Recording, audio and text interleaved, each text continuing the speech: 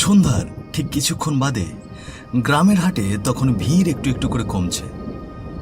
হাটের চারপাশে কাঁচা বাজার, মাছের ঘ্রাণ আর ঠেলাঠেলির কোলাহল একটু একটু করে থেমে যাচ্ছে।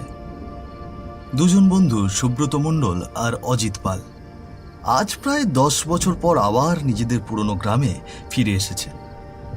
দুজনেই এখন শহরে থাকে, একটা ছোটখাটো কোম্পানিতে চাকরি করে। তাদের গ্রামে হাটবার পরে মঙ্গলবারে। অজিত, এতদিন পর গ্রামে আসছি, ভাবলাম হাটে না গেলে হয় নাকি। সব যেন আগের মতোই আছে, বুঝলি। হাটটা দেখেই মনটা কেমন ভালো হয়ে গেল রে। কতদিন পর গ্রামের ধুলো গায়ে লাগছে দাদা। পাকা আমরার গন্ধ পাচ্ছিস? ছোটবেলাটা মনে পড়ে যাচ্ছে বল। হ্যাঁ রে, এই আওয়াজ, এই কোলাহল। শহরে ব্যস্ত বাজারে তো মানুষ খুঁজেই পাওয়া যায় না রে। আর এখানে তো প্রতিটা মুখই চেনা লাগে। চল আগে কিছু কিনে ফেলি, রাতের খাওয়া দাওয়াটা জমিয়ে হবে। হাটের মাংস, দই, চাল সব চাই। আজকের রাতটা একেবারে নিরালা। বউ নেই, কাজের চাপ নেই, শুধু আমরা দুজন। তারা দুজনেই দোকানে দোকানে ঘুরে মাছ মাংস নিচ্ছে। হাটের ভিড় একটু একটু করে পাতলা হচ্ছে। চারিদিকে ভীষণ অন্ধকার হয়ে গেছে। দোকানিরা গুছিয়ে নিচ্ছে জিনিসপত্র। সন্ধ্যা গড়িয়ে রাত হতে বেশি দেরি নেই। সুব্রত আর অজিত দুজনেই ব্যাগ ভর্তি বাজার করে ফেলেছে। মাছ, মাংস, চাল, দই সবই নিয়েছে, আজ একটু জমিয়ে খাবে বলে।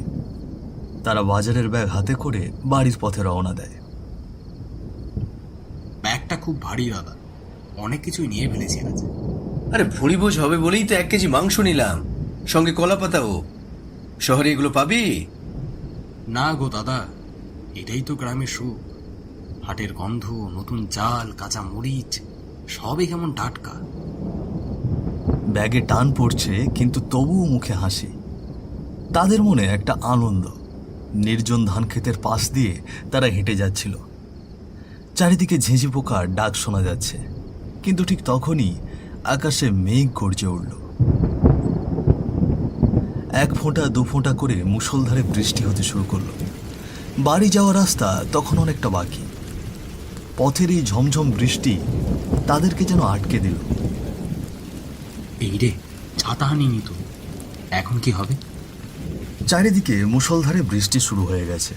আশেপাশে একদমই জনমানব নেই, কাউকেই দেখা যাচ্ছে না। আকাশটা অনেক বেশি ডাকছে। এই অবস্থায় তারা দুজন হেঁটে হেঁটে সামনের দিকে এগোচ্ছে। তুই তো বললি বৃষ্টি হবে না, এখন ঠেলা সামলা। চল, ওদিকে একটা দোকান আছে, চায়ের টং, ওর নিচে একটু দাঁড়াই। চল, বৃষ্টি কমলে তখন না হলে বাড়ি চলে যাব। অন্ধকার আর ঝমঝম বৃষ্টির মধ্যেই রাস্তার একপাশে ঠাঁয়ে দাঁড়িয়ে আছে একটা চায়ের টং। তারা চায়ের দোকানের ছাউনির নিচে ঢুকে পড়ে। বৃষ্টি বাড়তে থাকে। টিনের ছাউনি জুড়ে টুপটাপ আওয়াজ পড়ছে। চারপাশে সব ভিজে, রাস্তা মাঠ কাদা হয়ে গেছে। অজিত আর সুব্রত দোকানের ভেতর গিয়ে বেঞ্চিতে বসল।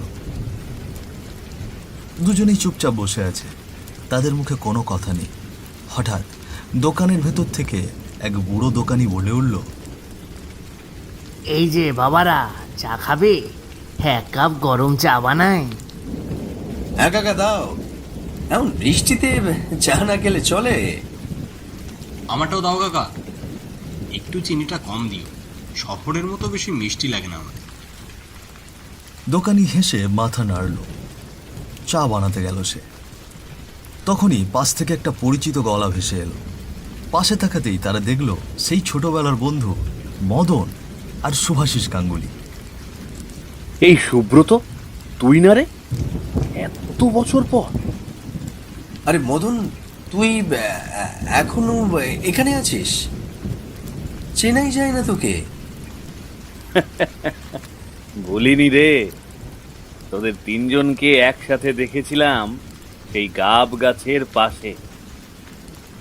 আরে বন্ধু, তোদের কি ভুলে থাকতে পারি? তোরা তো অনেক বদলে গেছিস রে।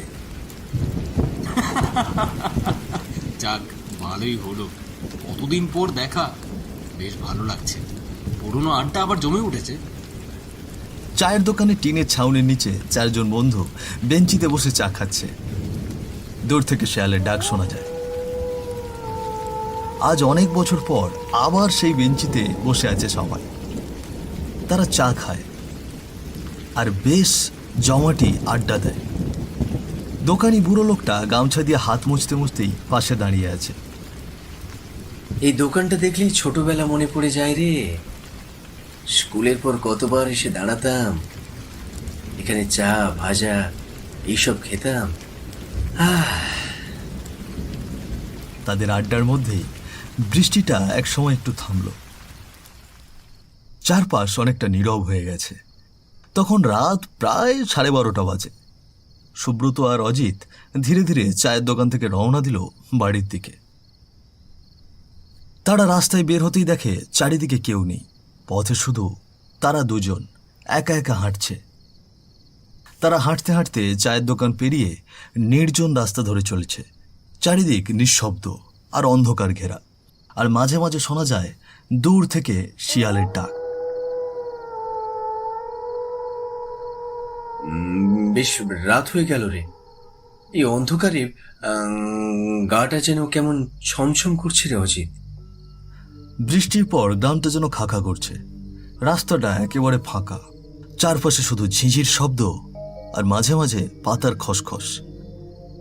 চাঁদের আলো মেঘে ঢাকা। তারা ধীরে ধীরে এগোতে গিয়ে হঠাৎ থেমে যায়। রাস্তার একপাশে একটা পুরনো আম গাছ ডালগুলো নিচু হয়ে রাস্তায় ঝুঁকে আছে। গাছের নিচে ঘন ছায়া দেখে তারা বেশ চমকে ওঠে। ঠিক সেই ছায়ার মধ্যেই একটা সাদা গরু দাঁড়িয়ে, নড়ছে না, হাঁফাচ্ছে না, চোখ বড় বড় করে তাকিয়ে আছে তাদের দিকে। ওইটা গরু না? এত রাতে এখানে গরু কি করছে? তুই দেখছিস তো, গরুটা একদম নড়ছে না। এইরকম ভাবে গরু দাঁড়িয়ে থাকে নাকি রে? চোখ দুটো কেমন যেন। গরু তো বেঁধে রাখে গ্রামের লোকজন, কিন্তু এত রাতে গাছতলায় গরু কোথা থেকে আসবে? না, এটা তো কোনো সাধারণ বিষয় হতে পারে না। এই গভীর রাতে এভাবে গাছের তলায় গরু দাঁড়িয়ে থাকতে তো আগে কখনো দেখিনি। চল কাছে গিয়ে দেখি। যদি গ্রামের কারো হয় তাহলে কাল সকালে দিয়ে দেব, আর না হলে ওই আমাদের কাছেই রেখে দেব। এই লোভটুকু নিয়েই ওরা গরুর দিকে এগিয়ে গেল। গরুটা তখন ধীরে ধীরে হাঁটছিল। সুব্রত আর অজিত কাছে যেতেই গরুটা হঠাৎ দৌড়ে পালাতে শুরু করলো। ওরা দুজনে একে অপরের দিকে তাকায়, তারপর দৌড়ে গরুর পেছনে পেছনে যেতে লাগলো। দৌড়তে দৌড়তে কখন যে তারা রাস্তা, ঘরবাড়ি সবকিছু পেরিয়ে একটা জঙ্গলের মধ্যে ঢুকে গেছে সেটা ওরা বুঝতেই পারেনি। হঠাৎ এক সময় ওরা থেমে দাঁড়ায় এক অন্ধকারে। ওরা চোখে দেখতে পাচ্ছিল না কিছুই, কানে শুধু শুনতে পাচ্ছিল পাতার খসখসে শব্দ। এই রে, গরু কই? চোখে তো কিছুই দেখছি না। তুই দাঁড়া, টর্চ বের করে আলো দেখাতো। ইস, কি অন্ধকার, চোখে তো কিছুই দেখতে পাচ্ছি না রে। এখানে কিভাবে এলাম আমরা? এটা কোন দিক? কোথা থেকে ঢুকলাম আমরা? এই চুপ কর, দেখ ওটা। আরে গাব গাছ না রে ওটা? তারা তাকিয়ে দেখে ঠিক সামনে একটা অনেক পুরনো গাব গাছ দাঁড়িয়ে। গাছটার গুঁড়ি মোটা, ডালপালা নিচু হয়ে পড়ে আছে। গাছটাকে দেখে তারা দুজনেই চুপ করে যায়। এই গাব গাছটার সাথেই একটা পুরনো ঘটনা জড়িয়ে আছে, কিন্তু আজ যেন সেই গাছটাই তাদের সামনে দাঁড়িয়ে আছে এক অন্ধকারের মাঝে। গাব গাছটা দেখে সুব্রত আর অজিত একদম থমকে গেল। ওদের চোখের দিকে তাকালেই বোঝা যায় ওরা ভয় পেয়ে গেছে। চল রে, এখান থেকে চল, আর এক মুহূর্ত থাকবো না এখানে। হ্যাঁ রে, দৌড়তে, নয়তো বিপদ আছে। তারা ঘুরে দাঁড়িয়েই হাঁটতে শুরু করলো। ঠিক তখনই পেছন থেকে একটা অদ্ভুত হাসির আওয়াজ ভেসে এলো।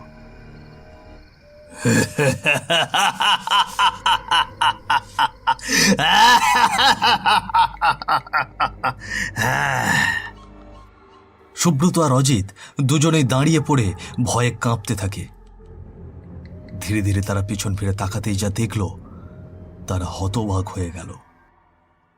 তারা দেখল সামনের বটগাছটার ডাল থেকে একটা গলায় দড়ি দেওয়া লাশ ঝুলছে।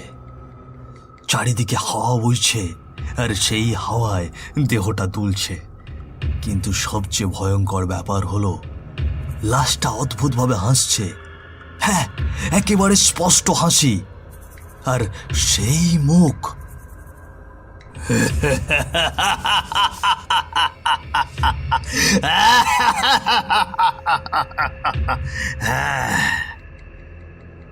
সুব্রত, ওটা ওটা বিপ্লব না রে? বিপ্লবের মতোই তো দেখতে লাগছে। এ কি করে সম্ভব?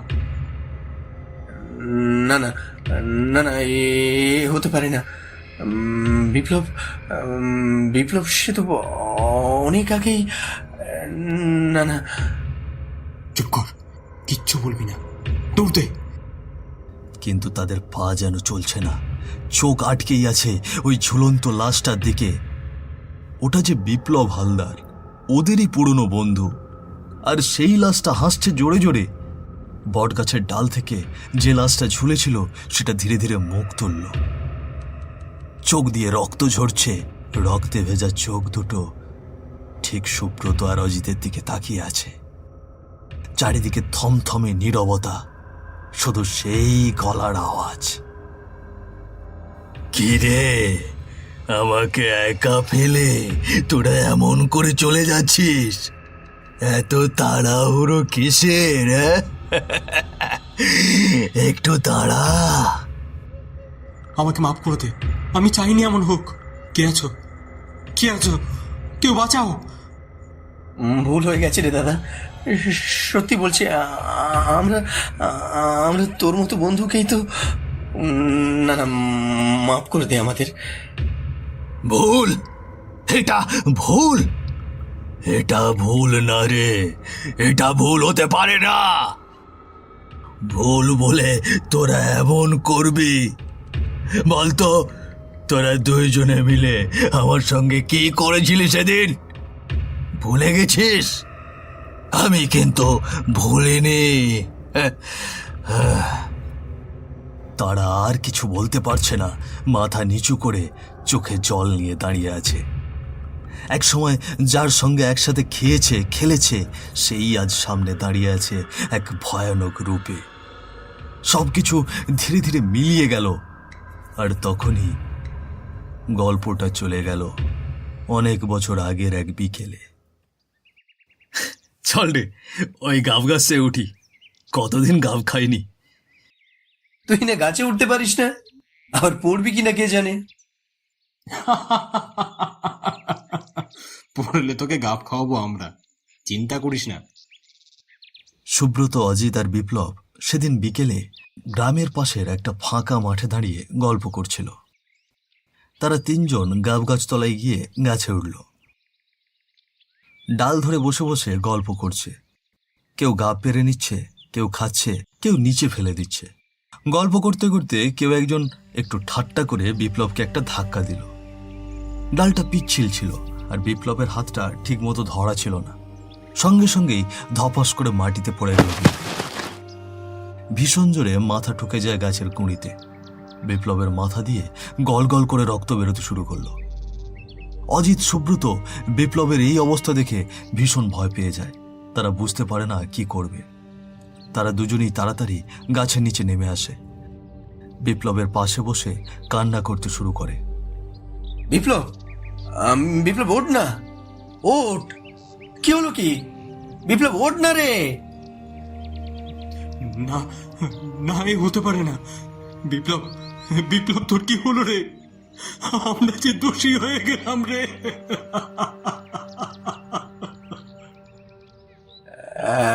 এখন আমরা কি করবো অজিত? এটা আমরা কি করলাম? আমরা যে নিজেকেই ক্ষমা করতে পারবো না কোনোদিন। বিপ্লব, বিপ্লব ওঠ। দয়া করে একটু কথা বল বিপ্লব, আমরা যে সত্যি বুঝে উঠতে পারিনি রে, এটা কি হয়ে গেল। তাদের প্রচণ্ড চিৎকার আর কান্নাকাটিতেও বিপ্লব উড়ল না। ওর মাথা থেকে প্রচণ্ড রক্ত বের হচ্ছিল, চোখ দুটো অন্ধের মতো তাকিয়েছিল আকাশের দিকে। বিপ্লবের হৃদস্পন্দন বন্ধ হয়ে গেল, নিঃশ্বাসও বন্ধ হয়ে গেল। সুব্রত আর অজিত দুজনেই চুপ হয়ে গেল, কেউ কিছু বলতে পারছে না। তাদের চোখে মুখে ভয়, আতঙ্ক আর হতাশা। তারা নিজেদের হাতে তাদের বন্ধুকে মেরে ফেলল। যদি কেউ জানে, গ্রামের লোক ধরে ফেলে, ওদের অনেক বড় শাস্তি দেবে। তখন তারা ভয় পেয়ে ওর গলায় একটা দড়ি পেঁচিয়ে গাব গাছের একটা ডালে ঝুলিয়ে দিল। দেখে যেন মনে হয় আত্মহত্যা করেছে সে। আমরা তো কিছু করিনি, আমরা তো খেলতাম। আর কি ছিল?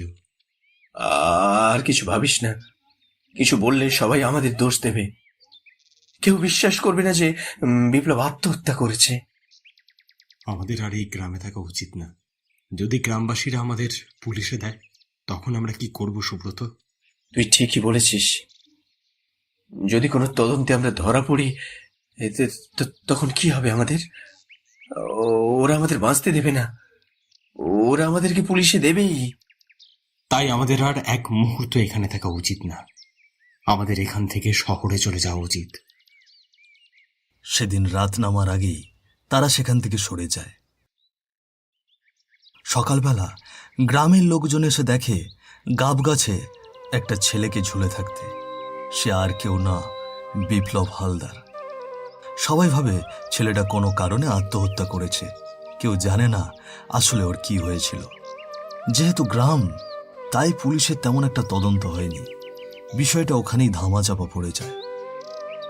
গ্রামে আতঙ্ক ছড়িয়ে পড়ে। এই গাছের নিচে আর কেউ আসে না। চোখের সামনে আবার সেই জঙ্গল, সেই গাব গাছ, আর বট গাছে ঝুলে থাকা মুখটা একদম তাদের সামনে দাঁড়িয়ে আছে। সুব্রত আর অজিত বোঝে এখন আর পালানোর রাস্তা নেই। এই গাব গাছের এলাকা এখন পুরো জঙ্গল হয়ে গেছে। সেই ঘটনার পর আর কেউই এই পথে পা রাখে না। গ্রামের লোকেরা বলে ওখানে নাকি রাতে কে যেন কাঁদে, হাসে আর গাছ দুলে ওঠে হাওয়া ছাড়াই। ওরা দুজনই তাই বহু বছর গ্রামে আসেনি, এবার ফিরেছে 10 বছর পর। আর সেই অপেক্ষার যেন আজ শেষ। তোরা যা করেছিস সেটা তো ভুল না। তোরা ইচ্ছে করেই আমাকে ধাক্কা দিয়েছিলি। তোরা দুইজনে মিলে আমায় ঝুলিয়ে দিয়েছিলি। জানিস তো, আমি তোদের জন্যই এতদিন অপেক্ষা করছিলাম। হ্যাঁ। বিপ্লবের গলার আওয়াজ ঠান্ডা, কিন্তু এতটা ভারী যে রাতের নিস্তব্ধতাও কাঁপতে থাকে। অজিত হাত জোড় করে কাঁদে। তারা বাঁচতে চায়, ক্ষমা চায়, কিন্তু এই অপরাধের ক্ষমা হয় না। হঠাৎ হাওয়া বইতে থাকে। গাব গাছের শুকনো পাতাগুলো খসখস করে শব্দ করতে শুরু করে। দমকা হাওয়ায় সবকিছু এলোমেলো করে দেয়। আর ঠিক তখনই বিপ্লব তাদের দিকে এগিয়ে আসে। তারপর শোনা যায় গাব গাছের নিচে দুজনের চিৎকার। বিপ্লবের আত্মা তাদের গলা টিপে মেরে ফেলে। অজিত আর সুব্রতর চোখ ফেটে রক্ত বেরোতে শুরু করে। ঝিঝি পোকার ডাক থেমে যায়। চারপাশের নিস্তব্ধতা আবারও নেমে আসে। আমাকে মেরো না, আমাকে ছেড়ে দাও, আমাকে দয়া করো।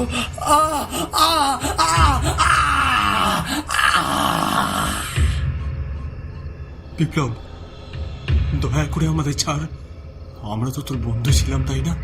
হ্যাঁ?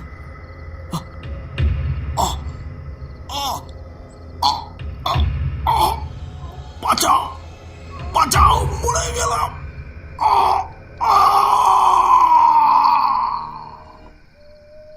দুই ছেলের লাশ পড়ে আছে গাব গাছের নিচে। শুধু গাছের গুঁড়িতে একটা লাল দাগ, আর দুই ভাইয়ের নিথর দেহ পড়ে থাকতে দেখা যায়। ঠিক যেন কারো মাথা থেকে রক্ত ঝরছে, রক্তে পুরো জায়গাটা ভিজে। গাব রাস্তায় আবার অন্ধকার নেমে আসে।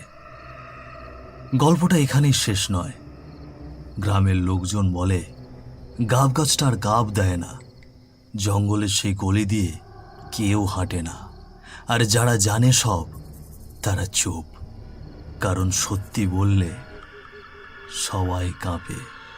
বন্ধু হলে কি এমন করে কেউ?